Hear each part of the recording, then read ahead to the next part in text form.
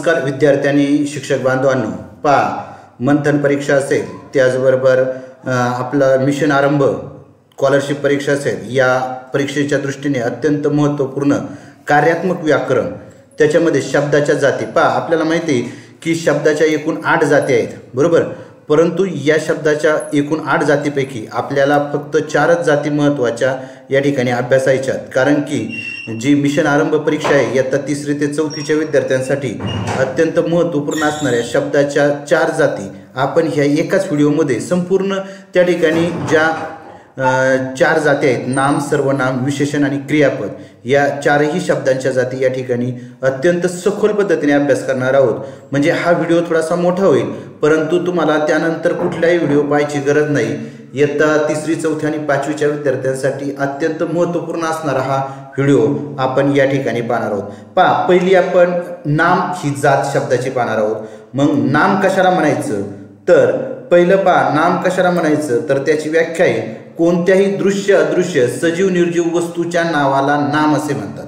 पहा, म्हणजे नाम कशाला म्हणायचं याची व्याख्या या ठिकाणी सांगितलेली आहे. कोणत्याही दृश्य, अदृश्य, सजीव, निर्जीव वस्तूच्या नावाला काय म्हणायचं, नाम असे म्हणायचं. पहा, आता शंकर नावाचा एक मुलगा होता, झाड खूप उंच आहे, पाटी काळ्या रंगाची आहे, असे 3 उदाहरणं या ठिकाणी आपल्याला दिली. पहा, म्हणजे व्याख्या सांगायच्या अगोदर तुम्हाला उदाहरणं दिलेत, उदाहरणाकडून आपल्याला व्याख्याकडे गेलेलं या ठिकाणी दिसलंय. परंतु मी तुम्हाला अगोदर व्याख्या सांगितली आणि नंतर आपण ही उदाहरणं त्या ठिकाणी वाचलेली आहेत. पहा, शंकर नावाचा एक मुलगा होता. पहा, शंकर म्हणजे एका दृश्य, अदृश्य, सजीव, निर्जीव वस्तूच्या नावाला, म्हणजे शंकर म्हणजे वरील वाक्यामध्ये शंकर, मुलगा, झाड, पाटी हे नामे आहेत. म्हणजेच कोणत्याही दृश्य, अदृश्य, सजीव, निर्जीव वस्तूच्या नावाला नाम असे म्हणायचं. पहा, म्हणजे नामाची साधी सरळ व्याख्या आहे. पहा, आपण एखाद्याला पहा, आता टेबल असेल, खुर्ची असेल, बरोबर, म्हणजे आपण त्याला काही एक नाव दिले. ती वस्तू सजीव असू द्या, निर्जीव असू द्या, त्या वस्तूला काय म्हणायचं, नाम असे म्हणायचं. मग या 3 वाक्यातील जी नामं आहेत ती कोणती आहेत? शंकर आहे, मुलगा आहे, झाड आहे, पाटी आहे. आता पुढील नामे वाचा आणि लक्षात ठेवा. पहा, आता या ठिकाणी आपल्याला काय केलंय, पुढील नामे वाचा आणि लक्षात ठेवा याच्यासाठी फुलांची नावे. पहा, जी फुलांची नावे आहेत ती सर्व काय आहेत, नाम आहेत. पहा, गुलाब, मोगरा, कमळ, चाफा, जास्वंद, त्यानंतर सदाफुली, जे सर्व फुलांची नावे ती काय झाली, नाम झाली. त्याचबरोबर फळांची नावे आंबा, फणस, पेरू, केळी, पपई, सफरचंद, बरोबर, चिकू, हे सर्व काय झाले फळांची नावं, हे देखील काय झाली, नाम झाली. पहा, पक्ष्यांची नावं असतील कावळा, चिमणी, पोपट, कबूतर, बरोबर. त्यानंतर पाळीव प्राण्यांची नावे गाय, बैल, बकरी, कुत्रा, म्हैस. जंगली प्राण्यांची नावे वाघ, हरिण, सिंह, कोल्हा. मुलांची नावे अजय, विजय, अशोक, राजू. मुलींची नावे सोनी, माही, गीता, कमला, स्वरा, बरोबर, स्वराली. अशी मुलींची नावं असतील, मुलांची नावं असतील, जंगली प्राण्यांची नावं असतील, पाळीव प्राण्यांची नावं असतील, पक्ष्यांची नावं असतील, फळांची नावं असतील, फुलांची नावं असतील, ही सर्व काय आहेत, नाम आहेत. म्हणजे पहा, आपण नामाची व्याख्याच पाहिलेली आहे. कोणत्याही दृश्य, अदृश्य, सजीव, निर्जीव वस्तूच्या नावाला काय म्हणतात, नाम असे म्हणतात. आता चला, आपल्याला या ठिकाणी मिशन आरंभ असेल, त्याचबरोबर मंथन असेल, त्याचबरोबर स्कॉलरशिप परीक्षा असेल, या परीक्षेमध्ये कशा प्रकारचे प्रश्न त्या ठिकाणी विचारले जातात. पहा, म्हणजे असे प्रश्न आपल्याला त्या ठिकाणी विचारले जातात. एकदम सोपे प्रश्न असतात. फक्त विद्यार्थ्यांनी, मुलांनी ध्यान देणं म्हणजे लक्ष देणं गरजेचं आहे. पहा, आता या ठिकाणी पुढील वाक्यातील नाम ओळखून त्याच्या पर्याय क्रमांकाचे वर्तुळ रंगवा. पहा, आता याच्यातलं आपल्याला नाम ओळखायचे. पहिला प्रश्न आहे घोडा खूप वेगाने धावतो, बरोबर. काय, घोडा खूप वेगाने धावतो. पहा, आता या ठिकाणी पर्याय दिलेत आपल्याला, खूप वेगाने घोडा धावतो, बरोबर. आता याच्यापैकी कोणता नाम आहे, तर पर्याय क्रमांक 3 घोडा, बरोबर. घोडा प्राण्याचं नाव आहे.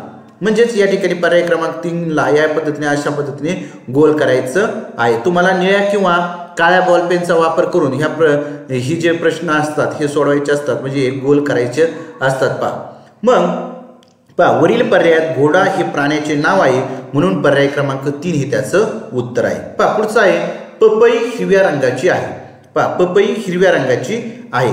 याच्यामध्ये कोणतं नाम आहे, तर पपई म्हणजे फळाचं नाव आहे, बरोबर. म्हणजे पर्याय क्रमांक 4 हे अचूक उत्तर आहे. या ठिकाणी पर्याय क्रमांक 4ला गोल केलेला आहे. बरोबर. म्हणजे वरील वाक्यामध्ये पपई हे फळाचे नाव आहे, म्हणून पर्याय क्रमांक 4 हे त्याचं उत्तर आहे. त्यानंतर पुढचा प्रश्न आहे पहा. आता पहा पुढच्या प्रश्नामध्ये कसं विचारलंय, तर पुढील प्रत्येक वाक्यातील नाम ओळखून त्याच्या योग्य पर्याय क्रमांकाचे वर्तुळ रंगवा. आता काय करायचं आपल्याला, सराव संच 5 आहे, त्याच्यामध्ये पहिला प्रश्न विचारलाय आंबा पिकलेला आहे, याच्यातलं नाम ओळखायचंय. कोणतं आहे, तर आंबा. लगेच तुमच्या लक्षात येतंय फळाचं नाव काय, आंबा. आंबा पिकलेला आहे, या वाक्यातलं नाम कोणतं आहे, आंबा. त्यानंतर दुसरं वाक्य आहे मोर खूप छान नाचतो. काय, मोर. काय, मोर. म्हणजेच या ठिकाणी पक्षाचं नाव मोर. लगेच आपण पर्याय क्रमांक 3 ला काय करायचं, या ठिकाणी गोल करायचं आहे. बरोबर. या ठिकाणी पर्याय क्रमांक 3 ला व्यवस्थित गोल करा. पहा या ठिकाणी आपल्याला व्यवस्थित दिसणार नाही, परंतु अशा पद्धतीने आपल्याला काय करायचंय, या पर्याय क्रमांक 3 ला गोल करायचं आहे. त्यानंतर प्रश्न तिसरा आहे अजय दररोज सकाळी उठतो. या वाक्यातील नाम कोणतं आहे, तर अजय. पर्याय क्रमांक 2 अजय. अजय दररोज सकाळी उठतो, या वाक्यातील नाम आहे अजय, म्हणजे पर्याय क्रमांक 2. त्यानंतर पुढे आहे पहा पुढील प्रत्येक प्रश्नात दिलेल्या पर्यायापैकी नाम असणारा पर्याय निवडा. आता पहा नाम असणारा पर्याय त्या ठिकाणी आपल्याला निवडायचा आहे. पहा आता सरळ, पुढे, मोठा आणि गाय, या ठिकाणी प्राण्याचं नाव आहे गाय, म्हणजेच पर्याय क्रमांक 4 हे आपलं अचूक उत्तर असणार आहे. त्यानंतर लावूया, झाड, वाढवूया, करूया, या शब्दामध्ये झाड हा जो शब्द आहे तो नामासाठी वापरलेला आहे, म्हणजे नाम आहे, म्हणून पर्याय क्रमांक 2 हे त्याचं उत्तर असणार आहे. त्यानंतर कमळ, बारीक, गंमत, जिकडे, यामध्ये काय आहे, फुलाचं नाव कमळ, म्हणून या ठिकाणी पर्याय क्रमांक 1 हे तिसऱ्या प्रश्नाचं नाम असणारा पर्याय असणार आहे. त्यानंतर प्रश्न तिसरा, पुढचा प्रश्न कसा विचारलाय पहा पुढील प्रत्येक प्रश्नात दिलेल्या पर्यायापैकी नाम नसणारा पर्याय निवडा.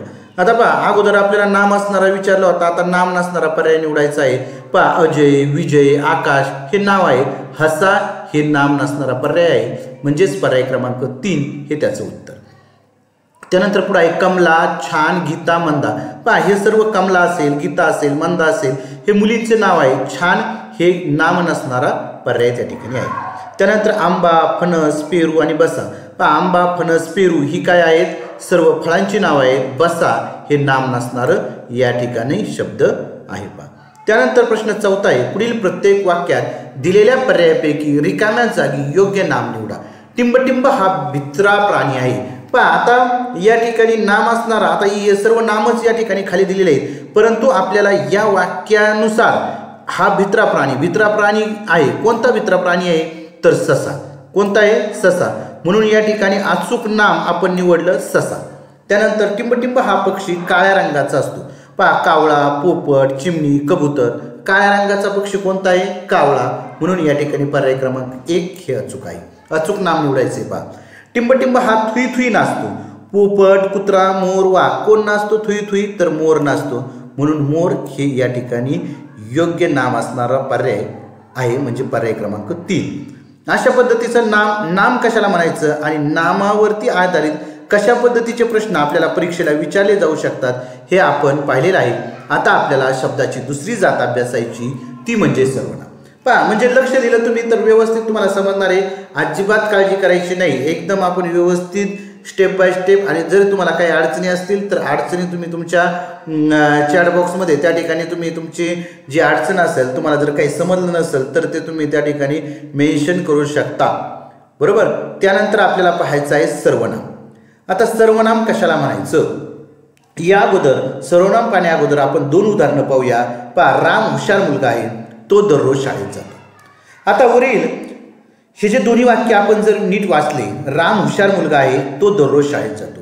आता वरील दुसऱ्या वाक्यातील तो हा शब्द म्हणजे हा जो शब्द आहे, हा तो हा शब्द काय केलेला आहे, पहा बरं का, राम या नामाऐवजी वापरला आहे. म्हणजे या राम नामाऐवजी काय केलं आहे, तो हा शब्द वापरला आहे. वरील दुसऱ्या वाक्यातील तो हे सर्वनाम आहे. मग सर्वनाम कशाला म्हणायचं, व्याख्या व्यवस्थित लिहून घ्या. पहा नामाऐवजी वापरल्या जाणाऱ्या शब्दाला सर्वनाम असे म्हणतात. पहा अत्यंत महत्त्वपूर्ण व्याख्या आहे सर्वनामाची, की नामाऐवजी वापरल्या जाणाऱ्या शब्दाला सर्वनाम असे म्हणतात. पहा उदाहरणार्थ काय आहे, मी, तू, तो, ती, हा, ही, हे, जो, जी, जे, ज्या, आम्ही, कोण, काय, आपण, स्वतः ही काय आहेत, सर्व सर्वनामे आहेत. पहा म्हणजे सर्वनाम कशा पद्धतीचं असतं, नामाऐवजी त्या शब्दाचा वापर केला जातो त्याला म्हणायचं सर्वनाम. याचे नमुना प्रश्न पहा, नमुना प्रश्न कसे विचारले जातात पहा, सर्वांनी लक्ष द्यायचं आहे. पहा आता प्रश्न पहिला आहे, पुढील वाक्यातील सर्वनाम ओळखून त्याच्या पर्याय क्रमांकाचे वर्तुळ रांगवा. आता पहा पहिला प्रश्न काय आहे, मी रोज शाळेत जातो. यातलं आपल्याला काय करायचं, सर्वनाम ओळखायचे. तर काय आहे, मी, म्हणजे वरील वाक्यात मी हे सर्वनाम आहे म्हणून पर्याय क्रमांक 1 हे त्याचं उत्तर. पहा मी रोज शाळेत जातो. पहा साई रोज शाळेत जातो, म्हणजे साई या नामाऐवजी काय वापरलं, मी रोज शाळेत जातो म्हणून नामाऐवजी वापरला जाणारा शब्द त्याला काय म्हणायचं, सर्वनाम. म्हणून या ठिकाणी मी हे काय आहे, सर्वनाम आहे. बरोबर आले लक्ष सर्वांच्या, म्हणजे पर्याय क्रमांक 1 हे त्याचं अचूक उत्तर. त्यानंतर ते देशासाठी लढले. पहा ते देशासाठी लढले या वाक्यामध्ये काय आहे, तर ते कोणतं सर्वनाम आहे, ते म्हणजे पर्याय क्रमांक 3 हे अचूक उत्तर आहे. म्हणजे सैनिक देशासाठी लढले. बरोबर, सैनिक या नामाऐवजी काय वापरलं, ते देशासाठी लढले म्हणजेच पर्याय क्रमांक 3 हे त्याचं अचूक उत्तर. त्यानंतर सराव संच 6 याच्यामध्ये कशा प्रश्न विचारले जातात पहा, पुढील प्रत्येक वाक्यातील सर्वनाम ओळखून त्याच्या योग्य पर्याय क्रमांकाचे वर्तुळ रंगवा. आता मी खरंच म्हातारी झाली. पहा आता मी कोणतं सर्वनाम, मी म्हणजे पर्याय क्रमांक 2, म्हणजे पर्याय क्रमांक 2चं वर्तुळ आपल्याला काय करायचं, असं रंगवायचं आहे. पहा म्हणजे हे आपलं अचूक उत्तर असणार आहे. अशाच पद्धतीचे प्रश्न त्या ठिकाणी तुम्हाला विचारले जाणार आहेत. पहा त्याच्यामुळं हे जे प्रश्न आहेत आणि त्यांची उत्तरं किंवा हे जे काही मी समजून सांगतोय ते समजून सांगताना व्यवस्थित आपलं लक्ष असेल. सर्वनाम कशाला म्हणायचं, नामाऐवजी वापरला जाणारा जो शब्द आहे त्याला सर्वनाम असे म्हणायचं. मग नामाऐवजी कोणता शब्द वापरला आहे हे जे प्रश्न आहेत तुम्ही सरावाने तुमच्या लगेच लक्षात राहणार आहेत आणि तुम्ही अचूक त्या ठिकाणी उत्तरं देणार आहात आणि तुम्हाला चांगले मार्क त्या ठिकाणी मिळणार आहेत. बरोबर. आता पहा, तिने हातात एक पान घेतले. या वाक्यामधलं सर्वनाम कोणतं, तर तिने. कोणतं, तिने म्हणजे पर्याय क्रमांक 3 हे त्याचं अचूक उत्तर. त्यानंतर प्रश्न तिसरा आहे, तू कुठे जात आहेस. पहा तू कुठे जात आहेस. पहा याच्यामध्ये तू म्हणजेच पर्याय क्रमांक 3 हे काय आहे, नाम आहे. पहा त्यानंतर प्रश्न चौथा आहे, ते लवकर निघून गेले. ते काय, ते लवकर निघून गेले म्हणजेच त्या ठिकाणी पर्याय क्रमांक 1 हे सर्वनाम असलेला त्या ठिकाणी तो पर्याय आहे, म्हणजे ते. त्यानंतर प्रश्न दुसरा आहे. पहा प्रश्न दुसरामध्ये काय विचारले, तर पुढील प्रत्येक वाक्यातील रिकाम्या जागी योग्य सर्वनाम निवडा व त्याच्या पर्याय क्रमांकाचे वर्तुळ रंगवा. आता आपल्याला योग्य सर्वनाम त्या ठिकाणी निवडायचं आहे. आता टिंब वेगाने धावू लागली. आता तो वेगाने धावू लागला होईल का, नाही, ती वेगाने धावू लागली. बरोबर, ती म्हणजेच पर्याय क्रमांक 2 हे आपलं अचूक उत्तर असणार आहे. पहा म्हणजे असे देखील प्रश्न विचारले जाऊ शकतात की आपल्याला काय करायचंय, योग्य सर्वनाम त्या ठिकाणी निवडून लिहायचं असतं. पहा म्हणजेच ती वेगाने धावू लागली. टिंब अमर हुतात्मे झाले. ते अमर हुतात्मे झाले. ते अमर हुतात्मे झाले म्हणजे पर्याय क्रमांक 3 हे त्याचं अचूक उत्तर. त्यानंतर टिंब विचार करू लागलो. आम्ही विचार करू लागलो. आम्ही विचार करू लागलो. त्यानंतर खिडकीपाशी आला. कोण आला, ही आला, तो आला, ते आले, ती आली. तो खिडकीपाशी आला म्हणजेच पर्याय क्रमांक 2 हे त्याचं अचूक उत्तर. त्यानंतर पहा आता पुढचा कसे प्रश्न विचारले जातात, तर पुढील प्रत्येक वाक्यातील अधोरेखित नामाऐवजी कोणते सर्वनाम वापरता येईल. पहा आता अधोरेखित नामाला काय केलंय, अंडरलाईन केलेले आहे. त्या अंडरलाईन केलेल्या नामाऐवजी आपण कोणतं सर्वनाम वापरू शकतो हा देखील प्रश्न महत्त्वाचा आहे. त्याच्यामुळे लक्ष द्या, सर्वांनी लक्ष द्यायचं आहे. म्हणजेच तुम्हाला चांगले जर मार्क मिळवायचे असतील मिशन आरंभला तर अत्यंत महत्त्वपूर्ण या ठिकाणी हा व्हिडिओ आहे. पहा आता गौरी आजारी पडली. आता गौरी ऐवजी आपण कोणतं सर्वनाम वापरतो, तो आजारी पडली असं म्हणू का, नाही, तर गौरी ऐवजी आपण काय करू, ती आजारी पडली. बरोबर, म्हणजे पर्याय क्रमांक 2 हे त्याचं अचूक उत्तर. गौरी आजारी पडली, ती आजारी पडली. राकेश आज शाळेत चालला. पहा आता ती आज शाळेत चालला असं होईल का, म्हणजे वाक्याचा अर्थ देखील पूर्ण झाला पाहिजे. म्हणजेच या ठिकाणी वचन, लिंग, बरोबर, म्हणजे लिंग आणि पुल्लिंग किंवा स्त्रीलिंग याच्यानुसार आपल्याला काय करायचंय, ते वाक्य व्यवस्थित त्या ठिकाणी बसवायचं आहे. पहा आता राकेश आज शाळेत चालला, तो आज शाळेत चालला, बरोबर, तो या ठिकाणी येईल. ती नाही येणार, ते नाही येणार आणि मी बी नाही येणार. त्यानंतर राम धावत आहे, तर राम धावत आहे याऐवजी तो धावत आहे, बरोबर, म्हणजेच या ठिकाणी अचूक सर्वनाम असणार आहे तो. त्यानंतर सीमाला आनंद झाला, तो आनंद झाला होईल का, नाही. ती आनंद झाला होईल का, नाही. तर तिला आनंद झाला, म्हणजे सीमाला आनंद झाला. सीमाला ऐवजी कोणतं वापरलं आपण सर्वनाम, तिला, म्हणजेच पर्याय क्रमांक 3 हे त्याचं अचूक उत्तर. त्यानंतर प्रश्न 4. या 4 प्रश्नामध्ये आपल्याला विचारले, म्हणजे पुढील प्रत्येक गटातील सर्वनाम असलेला शब्द निवडून त्याच्या पर्याय क्रमांकाचे वर्तुळ रंगवा. आता सर्वनाम कोणतं आहे पहा. पहिल्या प्रश्नामध्ये मी हे सर्वनाम आहे, दुसऱ्या प्रश्नामध्ये तो हे सर्वनाम आहे, तिसऱ्या प्रश्नामध्ये ती हे सर्वनाम आहे आणि चौथ्या प्रश्नामध्ये हा हे सर्वनाम आहे. म्हणजे अशा पद्धतीचे हे सर्वनाम आपल्याला खूप महत्त्वाचे असतात पहा. आणि हे सर्वनाम निवडणं हे देखील आपल्याला एकदम सोपं आहे. तुम्ही व्यवस्थित त्या ठिकाणी सर्वनाम निवडू शकता. चला तर मग लगेचच आता आपण पुढच्या घटकाकडे जाऊया, म्हणजेच या ठिकाणी शब्दाची जात क्रमांक 3 विशेषण. पहा आता विशेषण कशाला म्हणायचं, त्या अगोदर त्यांनी काही उदाहरणं दिलेत, ते उदाहरण आपण पाहूया. उंच पर्वत, सुंदर मुलगी, हिरवी पाने. पहा आता वरील प्रत्येक शब्दातील जोडीतील ठळक शब्द हा त्याच्या पुढे येणाऱ्या नामाविषयी अधिक माहिती सांगतो. पहा आता उंच पर्वत, पर्वत केवढा तर उंच. सुंदर मुलगी, मुलगी कशी तर सुंदर. हिरवी पाने, पाने कशी तर हिरवी. म्हणजेच या ठिकाणी उंच, सुंदर, हिरवी ही शब्द अनुक्रमे पर्वत, मुलगी, पाने या नामाबद्दल विशेष माहिती सांगतात. पहा म्हणजे नामाबद्दल विशेष माहिती कुणी सांगितली, उंच, सुंदर आणि हिरवी यांनी सांगितली. म्हणून या ठिकाणी आपल्याला विशेषणाचं म्हणजे व्याख्या आपल्याला मिळते. तुम्ही वहीमध्ये व्यवस्थित लिहून घेऊ शकता.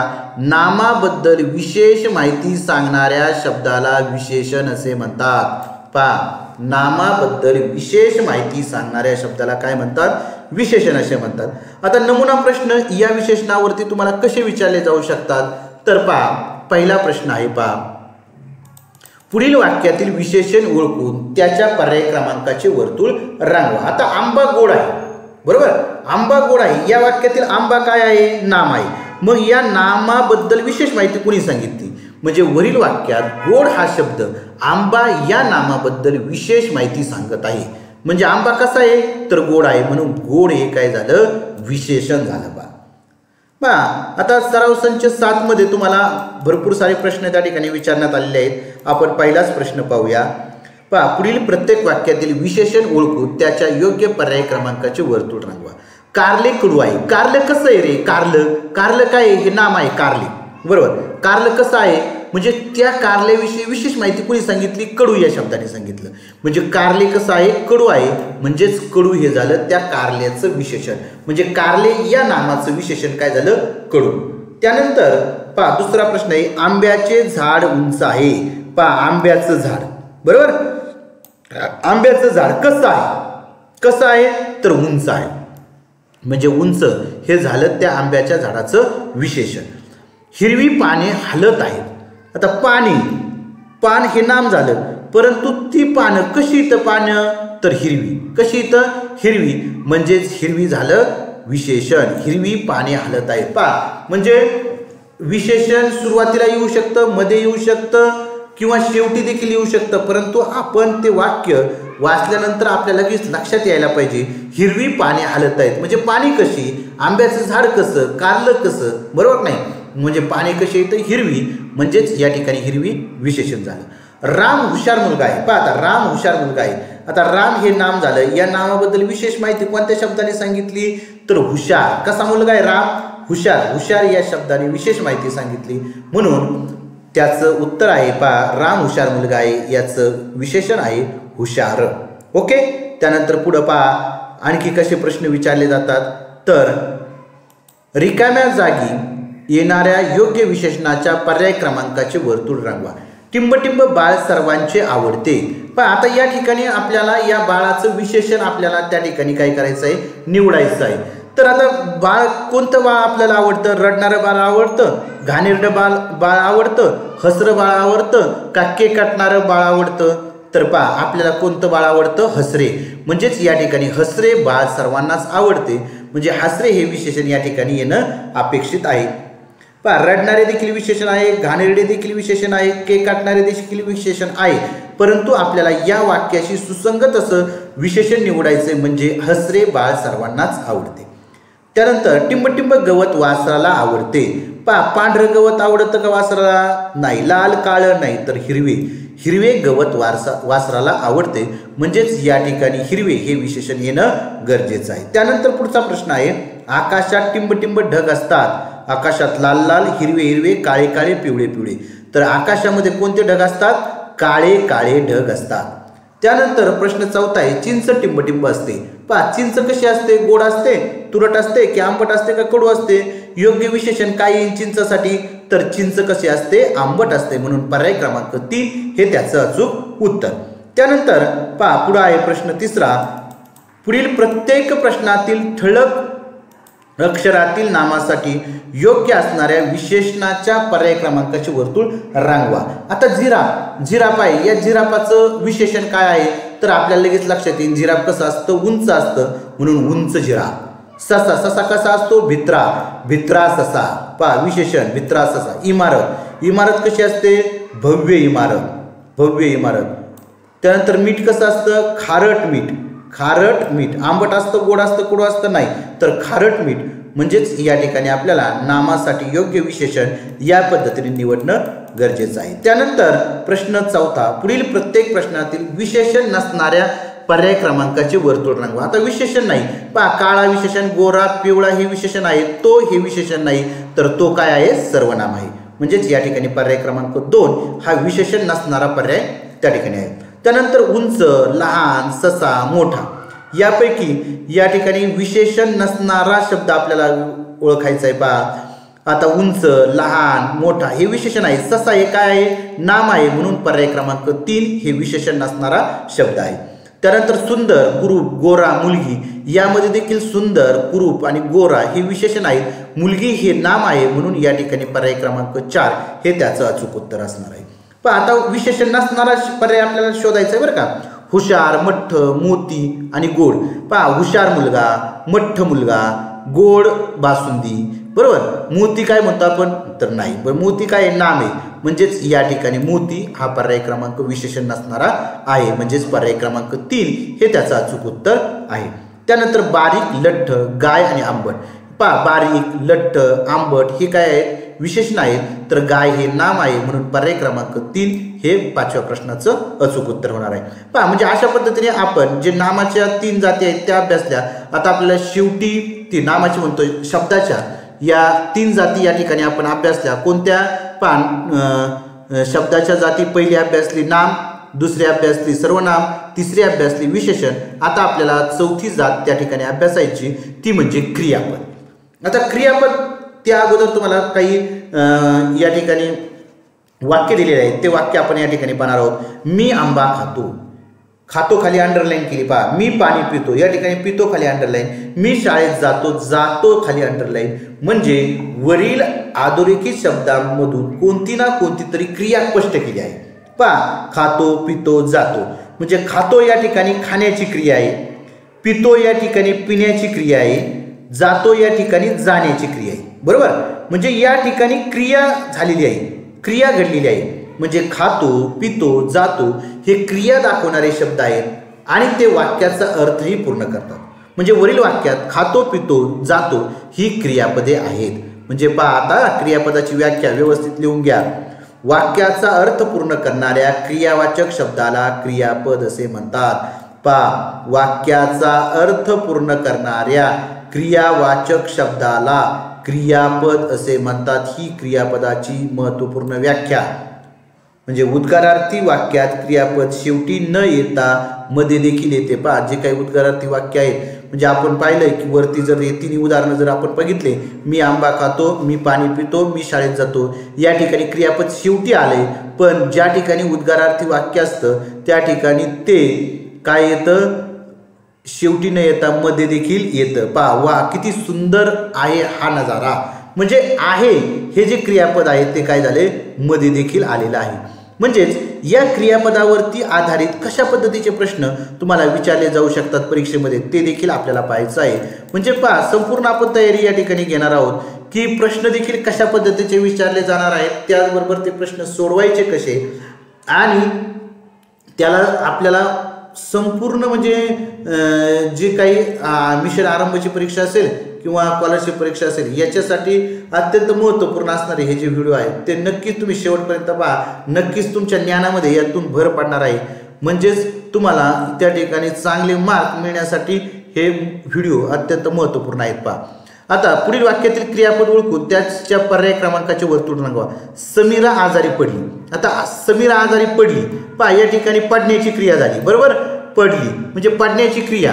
वरील वाक्यात पडली हा शब्द पडण्याची क्रिया दाखवून वाक्याचा अर्थ पूर्ण करतो, म्हणून या ठिकाणी पडली हे काय झालं, क्रियापद झालं. पहा, आता सराव संच 8 मध्ये देखील आपल्याला वेगवेगळे प्रश्न विचारलेले आहेत ते आपण पाहूया.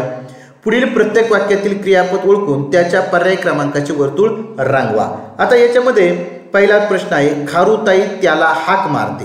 खारुताई त्याला हाक मारते. पण आता या ठिकाणी मारण्याची क्रिया आहे, हाक मारण्याची क्रिया म्हणजे मारते. पर्याय क्रमांक 2 हे काय आहे, क्रियापद आहे. झाडाची फांदी हल्ली, पण हल्ल्याची क्रिया झाली म्हणजे हल्ली, म्हणजे त्या ठिकाणी पर्याय क्रमांक 4 हे त्या वाक्याचं क्रियापद झालं, हल्ली. गीता शाळेत गेली. पहा, आता गीता शाळेत गेली, जाण्याची क्रिया गेली, म्हणजेच या ठिकाणी पर्याय क्रमांक 2 गेली हे क्रियापद आहे. आता मनोली वर्गापुढे आली. येण्याची क्रिया म्हणजेच आली, आली म्हणजेच पर्याय क्रमांक 1 हे वाक्यातील काय आहे, क्रियापद आहे. चला पुढे आणखी प्रश्न कसे विचारले जातात तर पहा, आता पहा, पुढील प्रत्येक प्रश्नाच्या पर्यायातून क्रियापद असणाऱ्या पर्याय क्रमांकाचे वर्तुळ रंगवा. आता मी, नी, की आणि खा. पहा, आता खाण्याची क्रिया या ठिकाणी झाली, क्रिया घडली पाहिजे, बरोबर, म्हणजे क्रियापद. खाण्याची क्रिया म्हणून पर्याय क्रमांक 4. काच, पाच, वाच आणि वन या ठिकाणी वाचण्याची क्रिया म्हणून वाच. फुगा, चेंडू, बॅट आणि गेला जाण्याची क्रिया म्हणजेच या ठिकाणी पर्याय क्रमांक 4.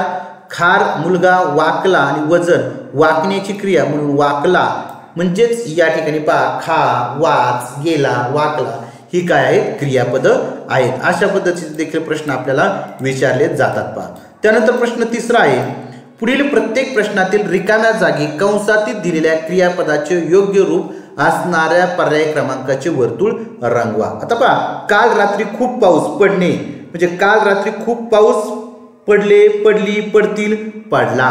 काल रात्री खूप पाऊस पडला म्हणजे पर्याय क्रमांक 1 हे अचूक क्रियापद त्या ठिकाणी आहे.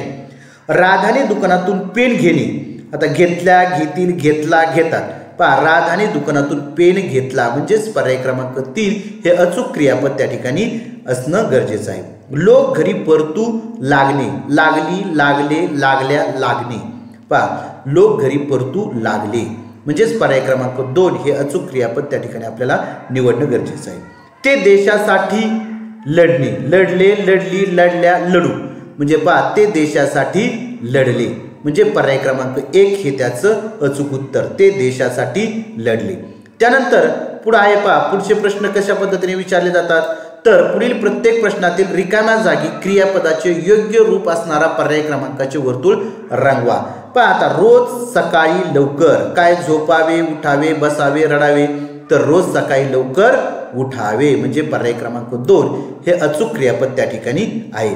आपण नेहमी स्वच्छ राहावे, होती, रडावे, मरावे. आपण नेहमी स्वच्छ राहावे म्हणजे पर्याय क्रमांक 1 हे अचूक क्रियापद त्या ठिकाणी निवडायचं आहे. मुलं उत्साहाने लिहू लागली. लिहू लागली म्हणजेच पर्याय क्रमांक 3. त्यानंतर निसर्गाने करुणा नेली, मेली, गेली, केली. निसर्गाने करुणा केली. अशा पद्धतीचं या ठिकाणी अचूक आपल्याला काय करायचं आहे, क्रियापद त्या ठिकाणी निवडायचे आहेत. अशा पद्धतीने आपण या ठिकाणी जो शब्दाच्या जाती आहेत, प्रमुख 4 जाती म्हणजे तशा 8 जाती आहेत, परंतु आपल्याला अभ्यासासाठी असणाऱ्या प्रमुख 4 जाती, नाम, सर्वनाम, विशेषण आणि क्रियापद या 4ही जाती आणि त्याच्यावरती असणारे जे प्रश्न आहेत जवळजवळ एका विषयावरती जवळजवळ 16 20-20 प्रश्न आपण या ठिकाणी एका शब्दाच्या जातीवरती घेतलेले आहेत आणि असेच प्रश्न तुम्हाला त्या ठिकाणी परीक्षेमध्ये विचारले जाणार आहेत। त्याच्यामुळे हा जो व्हिडिओ आहे तो तुम्हाला आवडला नक्कीच असेल। जर आवडला असेल तर तुमच्या जे मित्र आहेत त्या मित्रांना शेअर करा, कारण की नवोदय परीक्षा असेल, स्कॉलरशिप परीक्षा असेल, त्याचबरोबर मंथन परीक्षा, लक्षवेध आणि इतर सर्व स्पर्धा परीक्षांसाठी अत्यंत महत्त्वपूर्ण असणाऱ्या या शब्दाच्या प्रमुख 4 जाती आपण या ठिकाणी संपूर्णरित्या अभ्यासलेल्या आहेत आणि त्याच्यावरती जे प्रश्न आहेत ते प्रश्नांचे देखील सराव आपण त्या सराव संच किंवा नमुना प्रश्न याद्वारे पाहिलेला आहे। नक्कीच तुम्हाला हा व्हिडिओ आवडला असेल तर आपला जो चॅनल आहे VPN गुरु या चॅनलला सबस्क्राईब करा आणि नक्कीच असे शैक्षणिक व्हिडिओ त्या ठिकाणी तुम्हाला पाहायला मिळतील। धन्यवाद धन्यवाद धन्यवाद।